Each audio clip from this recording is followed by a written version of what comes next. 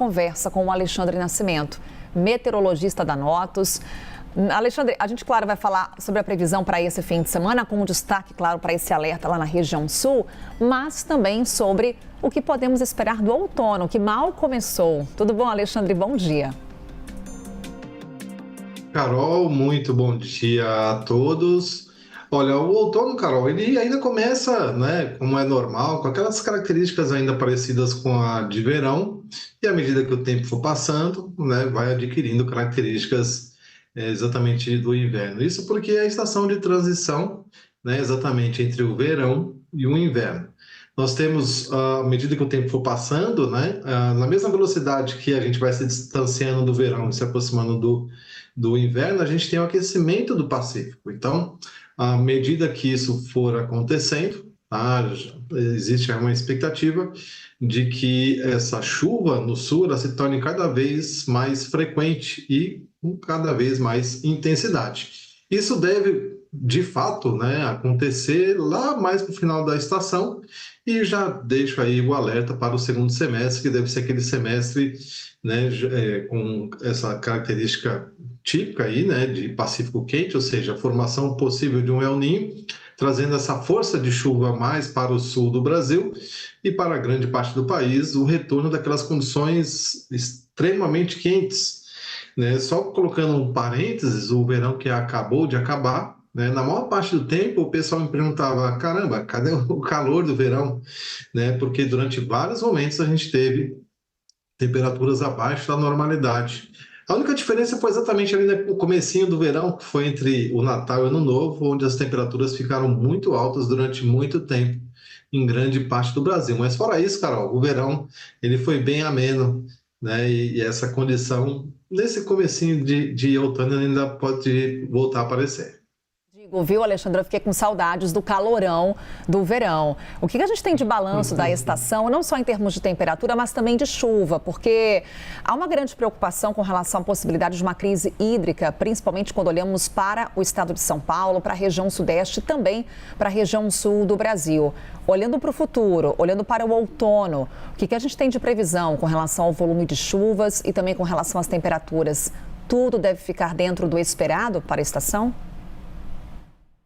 Olha, sim, tá. Só colocando aí a informação que você falou inicialmente, nós começamos o verão com muita apreensão por conta de um 2025 que praticamente todo, né, foi com chuva abaixo da média, mas o verão ele veio bem, né? Veio bem e, por exemplo, na região do Cantareira, nós tivemos uma recuperação desde o começo do ano de mais do que o dobro, né? A gente começou o ano com 20,1% no Cantareira e o último dado divulgado pela Sabesp, hoje, ele está em 40, estou abrindo aqui, 45,7%, ou seja, desculpa, 43,7%, quase 44%, ou seja, mais do que dobrou desde o começo do ano. E isso por conta de um verão que teve chuva acima da média, né, em grande parte da região sudeste. Situação semelhante também na região de Minas Gerais, né? O sistema Paraopeba, que abastece ali a grande Belo Horizonte, começou o ano também com essa apreensão, depois de uma primavera praticamente sem chuva, mas choveu bem. Tem pontos ali na grande Belo Horizonte que do começo do ano para cá choveu praticamente 1.000 milímetros. Isso é praticamente a chuva do ano, né? Em menos de 3 meses, né? Porque hoje ainda é dia 21, nem fechamos 3 meses ainda. Então, terminou que o verão ele trouxe uma resposta, né, depois de uma primavera seca. É claro que, Carol, isso não tira a responsabilidade nossa, né, também como consumidores, de poupar água, porque assim, a gente teve essa recuperação, não criamos aquela gordura para a gente não ter que se preocupar lá na frente. Então, o que eu quero dizer com isso? Segundo as informações aí, né, dos sistemas que abastecem aí o Sudeste, a recuperação foi muito boa. A gente está chegando a uma condição segura, né, para passar o período seco, que starta exatamente aí ao longo do outono, mas a gente não criou aquela gordura de modo que se não chover no verão não tem problemas, né? Então, assim, esse ano de 2026/27 né, a gente continua na dependência do retorno da chuva lá na frente. E aí vem, né, o meu alerta, né? Como a gente não criou essa super gordura, né, há a expectativa de formação de El Niño, isso é sinônimo de temperaturas extremamente altas. Com temperaturas extremamente altas acontecem dois problemas. Primeiro, é o consumo exagerado de água, né?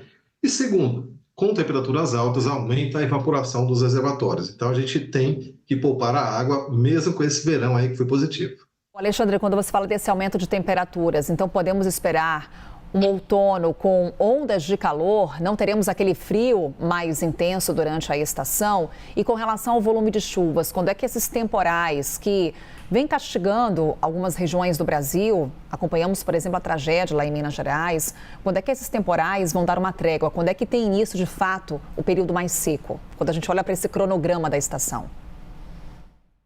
Vamos lá, Carol.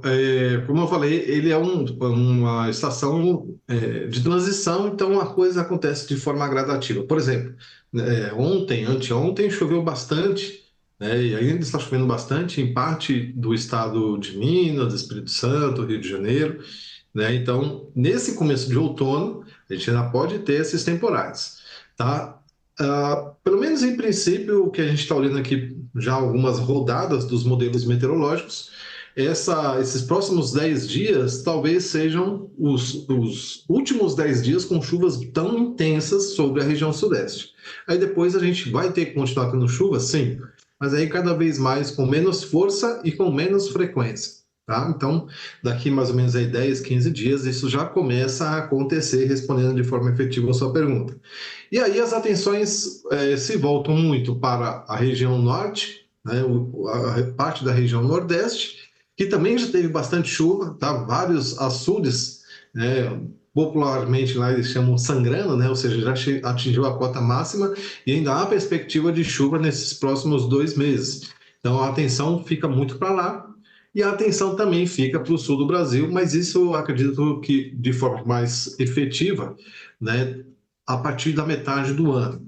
Tá? Então, respondendo também a pergunta da temperatura, a gente não deve ter ondas de calor, né, durante o outono, mas sim no segundo semestre, tá? Principalmente, né, ali no final do inverno e principalmente durante a primavera.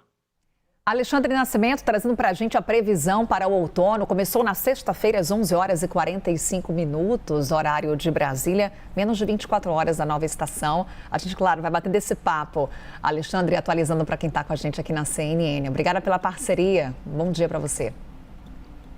Você também, ótimo fim de semana a todos.